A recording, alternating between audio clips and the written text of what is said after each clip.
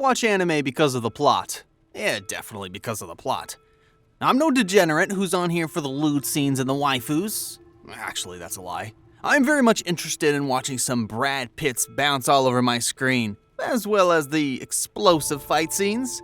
This story begins with a fight between a challenger and a mega-sized dragon that's obviously out of its challenger's league in every stat possible. We soon get to discover it's a game, and apparently our boy Kon is a sore loser. But just then, something extraordinary happens. An in-game NPC character begins acting on her own free will. Now that's something a gamer doesn't see every day. Flora gives off the good girl vibe that even Kon is mesmerized by her. Meanwhile, I'm only here to have a glimpse of Valhalla. While I watched this scene, my only wish was for Flora to lean further so I'd isekai myself into Kon's place. Blood can't grab hold of an opportunity even if it got shoved in his face as this. Their conversation lasts to a stage where they both have to sit. Flora is cute alright, and I'm just your degenerate recap artist, but here's the part I prove my brain can process thoughts other than...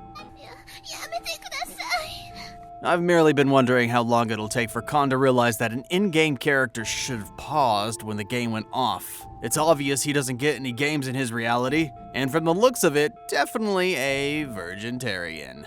That's it, guys, we just lost another man. All Flora does is tease him, push his buttons, and seek his help to do a task. Kon doesn't bother to ask about the full details, and the next thing that happens, he finds himself in another world, crash landing into the villain they call Variation. It's one thing to just show up in a world that's not yours, but it's another thing to arrive as dead meat on the villain's bucket list of doom. On the other hand, Kon is taken with the hero party, which consists of Steel Sanglane the Guardian Knight, Mariandel the Maid, and Escalarte who we'll call S. At first they see him as some kind of demigod just because he did an insane drop from heaven like poop. But after a whole minute of throwing a tantrum at his situation, S serves him a sweet punch, unprovoked and across his face. It's the audacity for me, and from a little Brad at that. The moment Kon is about to retaliate, Steel unsheaths his sword to protect the 36th Princess of St. Pyria, revealed to be Princess S. Now this is one thing Kon doesn't take lightly, the crazy setting of this new world. Furthermore, he airs his opinion for all to hear. Saving Kon from this disfigured world setting is Mariandel, the only maiden who grips his attention. He describes her as one who has the looks of an ideal princess, older and feminine. But then again, Kon gets the biggest setback ever with the next revelation.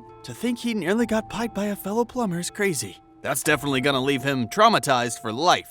What's even frightening is that the child princess and the male maid settings seem pretty normal for them. Back at the enemy camp, Variation gives reports of what went down during the mission. Major problem awaits Kon as Variation describes his accidental landing as a sneak attack. Like I said earlier, Kon has become dead meat in this world. With this report, each enemy general easily labels Kon as a competent warrior and looks forward to dueling him. Of course, they're unaware that the only sword Kon can lift is the one controlled by his gaming pad. To make matters even worse, enemy commander Eric is also involved. At this point, it's safe to say that Kon's days are numbered. Later on, we discover that the traveling hero party is on a mission to get Princess S married to Lord Jaglaburk. Political marriages to establish a union is one thing, but nobody mentioned the massive red flag attached to this one. Prying further, this seems to be the most disfigured setting of them all. So the soon-to-be bride is revealed to be 8 years old. I know some of you went, what in the name of Boko no Pico is this? Hear me out, guys. Kon's reaction to this news is priceless. But then again, everyone stares at him like he's some psychopath who should belong to an asylum. Whatever was happening seemed to be a normal occurrence for them, but Blood thinks it's outrageous. Getting a child married to do the forbidden act of the gods?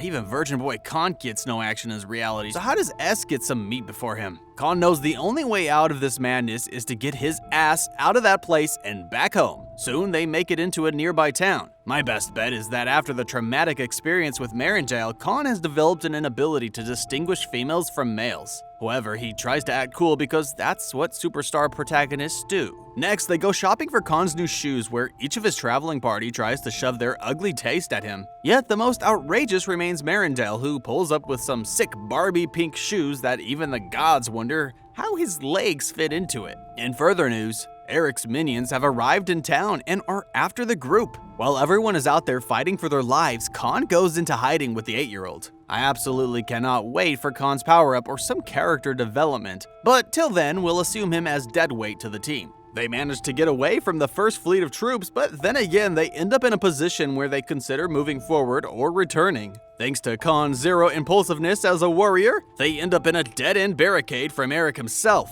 You can also trust Marangel to say the most absurd things out of nowhere. So we have Steel and Marangel who are ready to brawl with Eric while Kon keeps ranting about how much he doesn't deserve to die. For a gamer, he's supposed to have some experience in a fight, right? However, that's not the case. After Steel and Marangel get knocked out, Kon makes a resolve to not die a virgin. Man's at least got to sharpen his wood and have some fun before retiring from the world. Imagine tapping into your superhero era by the thought of some bouncing melons. There's no way any protagonist is gonna lose that fight. Seeing Kon's resilience stirs up something in Eric. If you think it stirs up his male sausages, I'll advise you to please seek help. So Eric results in using his ultimate attack to deal the final damage to his opponent. And just when he's about to strike down Kon for good, he unleashes a super mega kick of doom right to Eric's ballroom. So after everything, Kon's expensive shoes, which he selected at the shop, came in handy. If you were also expecting a power-up like I was, let's gather around to laugh in the comments. If I get those shoes, I'm definitely naming them the Balzuka. No shade to Barbie, but no pink shoes by her could pull that kick off. In the end, S assigns Kon to a position that he has no right to refuse. She officially makes him one of her knights. Also, he takes Eric's enchanted sword as spoils from war. Don't know if anyone noticed how much I used the word dead as a prefix in the first episode. Dead meat, dead weight, and dead end. Now, I would like to raise a petition for Kon's name to replace the word dead in the dictionary. Reason being that when Eric gains consciousness, he finds out that one of his balls went. If he didn't have a reason to go after Kon in the first place, now he has a very, very good one. Meanwhile, the heroes party has settled in another town, and we get to see Kon throw a fit at being unable to serve the rude brat disguised in the form of a princess. Sorry, Kon, but the customer support centers don't work in this world. Still makes it known that he has to adjust to whatever changes have been made by the ruling Princess S. That aside, they also discuss Kon's plan to return home, which in my opinion might end up being futile. Some percentage of these isekai protagonists never make it home. That aside, Kon has no idea how to return to his world. Talk more about why he's even here in the first place. The best they can offer him is protection, food, shelter, and security while he travels with them. If he's lucky enough, he might also find a way home. The only problem this group faces right now is the threat from Eric's men. As it stands, they have no idea why the unknown knights are after them. We get to see them reinstate their army now that Eric is back. Of course, they also hop on the ball banter with their commander. Honorable mention, Kon's kick didn't just burst Eric's bubble, it might have also decapitated his walk.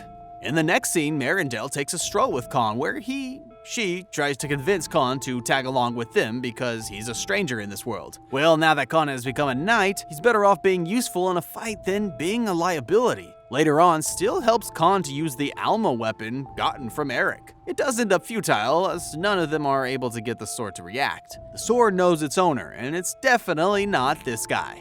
S also invites Kon for a hearty conversation where she explains that her marriage must happen to keep the balance of the world. That means S absolutely cannot, Interrupting their conversation is another attack from Eric's battle tanker. Of course, he can't run anymore. Blood can't risk losing a second ball. This time around, Eric is not here to play bowling ball with Kon. His tankers take the forefront of the fight while his generals infiltrate the city to recover his sword from the so-called dangerous opponent. Eric gives Kon the ultimatum of showing himself otherwise. He can watch the innocent town burn to ashes. If I tell you that the whole ball incident affects every part of Eric, would you believe me? Let's not even talk about the irregular weight he must be experiencing down there. Now, after all that big mouth, Eric is unable to shoot in a straight line without hitting his comrades. At this point, Eric might even fumble the gloriole if he ever gets to Valhalla. Although all the fights have been near-death experiences, Steel expresses his faith in Kon's abilities. This gives a good comedy show for Eric, who is well aware that his Alma sword does not work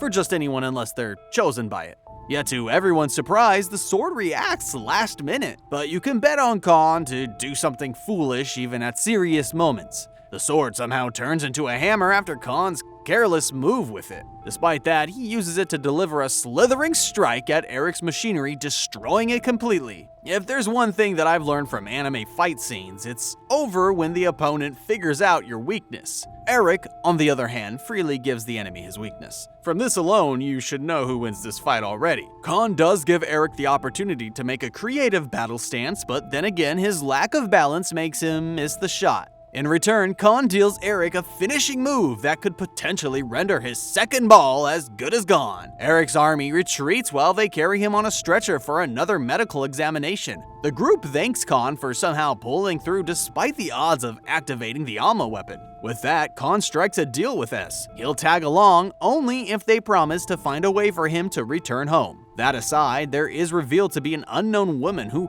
watches the team behind the scenes. Her real motives remain unknown, and that's all the info we know. If I were asked to define trauma, I'd say trauma is a one-time soul-wrenching experience that a person never recovers from. Eric's trauma began from his first encounter with Kon, alright? But for him, his trauma is not just a one-time experience, unfortunately. He has relived the same experience twice in a row. A special shout out to Kon. I would have to recommend Iron Pants to keep his substance safe. Sadly, that'll be a little too late.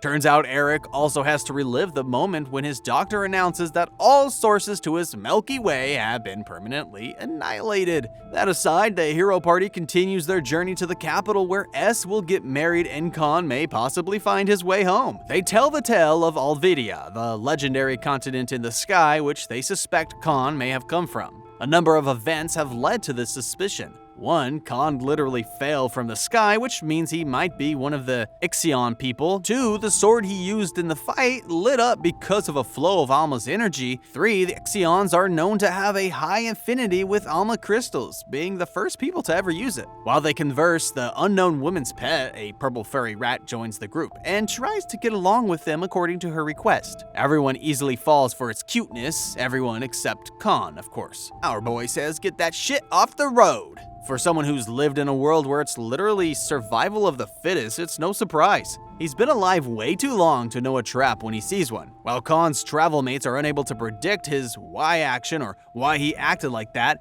they trust that he has a reason for his reaction. When he wakes up the next morning, he meets the horrific side of the furry guy that he turned away the previous day. But when the other guys arrive, it somehow turns back to a cute purple furry animal. Now that's deceit in its furriest form. However, the gang thinks Kon is overreacting to the furry guy that just wants to spend some quality time with him. So, solve the issue. Marangella decides to take responsibility of their furry friend. All the same, Kon still thinks it's a bad idea, plus the bad investment since he's seen the monster's true colors and they're not purple. Of course, this is just so he gets Marangella's mind off taking the pet in. He goes as far as placing the S's life on the same scale as the furry animal, in a game of, would you save this or save that?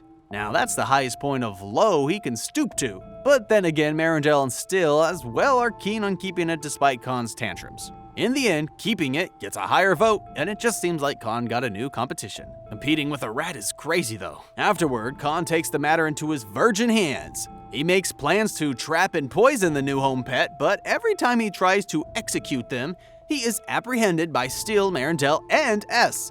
Blood literally cooked poison for the rat. Later on, a roundtable meeting is scheduled and the topic of discussion is Kon's sneaky attitude lately. Marangella demands the real reason for the clown attitude. Of course, with the plea from soft feminine eyes like that, Kon gives in. Apparently, his resolve toward the pet is a trauma from a younger age. Back then, after rescuing 2 abandoned cats from a downpour, he pleaded with his mom to give home to them. He accounts that years later, the cats grew to become distant. So distant that they don't recognize him as the one who saved them. Matter of fact, he gets to watch the cats bond with everyone else except him. Now, this event is what spiked his dislike for pets, and he renounces the idea of ever getting one. The gang looked at him with straight faces, but the expressions on their faces easily tells Kon to shove his ego down his ass. The pet is too cute for them to let go. When Kon tries to reconsider the furry guy with a handshake, it does something that stirs up Kon's pent-up anger. And then all hell breaks loose. Kon decides war on the furry guy and even unleashes his Alma weapon on it. In the end, Kon ends up destroying the entire cottage and also leaves with a scratched face and a broken nose. It's at this point that Kon's buds have also realized he's a sore loser. Meanwhile, we figure out that Eric is on a journey of self-discovery. Don't know what he's trying to discover after losing his manhood though, but okay. If there's something about pets, it's their ability to bring out the best in you. Best playtime, best humor, and even the best care. But for the case of Kon and the furry guy, it's the other way around. First of all, I'm holding on to the assumption that the strange woman's pet joining the team is her way of keeping a closer eye on Kon.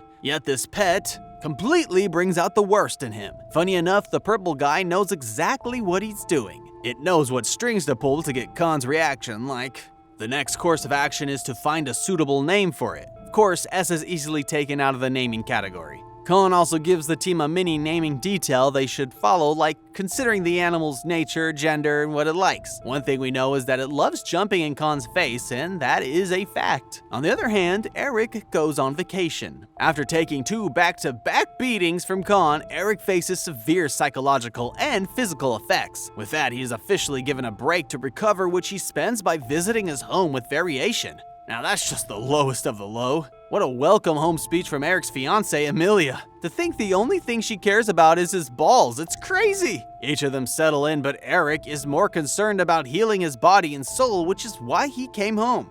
Emilia offers Eric a cream treatment and asks him to reveal his wound for application. Now this is where the fun part comes in. The fact that Emilia might not be able to handle the truth about his missing balls. Blood will be suffering the consequence alone and decides that she must never find out. This rejection of her kind gesture breaks poor Emilia's little heart. Meanwhile, Eric is still stuck on what might happen if she finds out the truth. Special thanks to Kon. Later on, Eric, Variation, and Emilia head out to go relax in the outdoors. As if Eric is not tired of all the thinking, Emilia asks him how many children he would like to have. Once again, Eric is reminded of his predicament, but here comes the hard part. Could he have children without the balls? Emilia is worried about Eric's attitude firstly. Soon, it's revealed that none of Eric's generals are aware of his ballroom condition, even Variation. For Eric, it's like having a trophy room without any trophy to show for it. All Eric's people hope for is that he gets well and healed. Later that evening, Eric meets some guests at his mansion, revealed to be Limpus and Gabriella. First off, crazy hair color. They're the definition of what they call the hideous twins. For all we know, theirs is distant relatives. But then again, they come with good tidings and a tonic that'll heal Eric's wounds. Wounds, they say, not his wood. Eric happily takes the tonic, only because it's something that'll heal without him having to rub it on the lost area. Emilia, who witnesses this, misunderstands the situation. She's hurt and wishes to return home. But Limpus is well aware that their plans cannot be executed if the maiden exits. He urges her to stay for dinner just so the hideous twins can carry out their secret plan. Right from the time I saw them, they just looked really funny and cunning. Turns out Limpus and Gabriella are on a mission to separate Eric and Emilia. Turns out the tonic given to Eric is not a healing tonic, but one to raise his libido. They're not aware he doesn't have one. After giving Eric the tonic, Gabriella begins her loused attempt to bring a man to his knees. She goes in with all bums and melons, out ready to strike, and of course Eric turns down the lunatic's advance immediately. The devil works fast, but Limpus works faster. He barged into the room at the perfect time. To sum up what happens next, Gabriella lies while Emilia cries. Meanwhile, Limpus, the crook, is not having any of it. He stands on the grounds that his sister's honor has been tainted and will set the record straight with a duel. Eric agrees to this, of course, but then again, Variation overhears the hideous twins conversing and finds out that Eric is innocent of the accusations. All along, they needed to marry off Gabriella to a rich household to clear off their family's debt. Variation reports this finding to Eric, who is well aware of the plan cooked against him. Yet all he can do is win the duel against Limpus. On the day of the duel, the hideous twins are again revealed to be hideous cheats. Might just change the name even. They bring along 7 minions with weapons to attack one man just because it wasn't against the rules to receive help. Just putting this out there that things are not looking good for Eric. If he couldn't balance himself in the last fight with Kon, how does he survive now? Never mind my opinion, he looks fine. Scared that their plan will end futile, the hideous cheats unveil their trump card, a mega-sized bird. Eric's stamina has obviously been depleted during the first fight, and Limpus's minions restrict Variation from helping. Talk about no cheating. Bringing a breath of fresh air to the fight is Emilia's presence as she comes in full support of Eric. If this is not the perfect motivation he needed, then I don't know what else. Suddenly, blood stamina is revived and he ends up fighting immediately to face Limpus. Having nowhere to run, Olympus does the unimaginable and gives Eric a kick of horror right in his third leg. Unfortunately, it's no use because Eric's groin is now made of hard steel and not soft meat. Eric gives Olympus the final punch, sending him to Valhalla, and dedicates his victory to Amelia. Meanwhile, Variation has just one sentence to sum up the fight. The Full Metal Ball Chemist is crazy. That brings us to the end of this anime. Catch us in the next upload when you subscribe and hit the bell icon. See you later, weebs.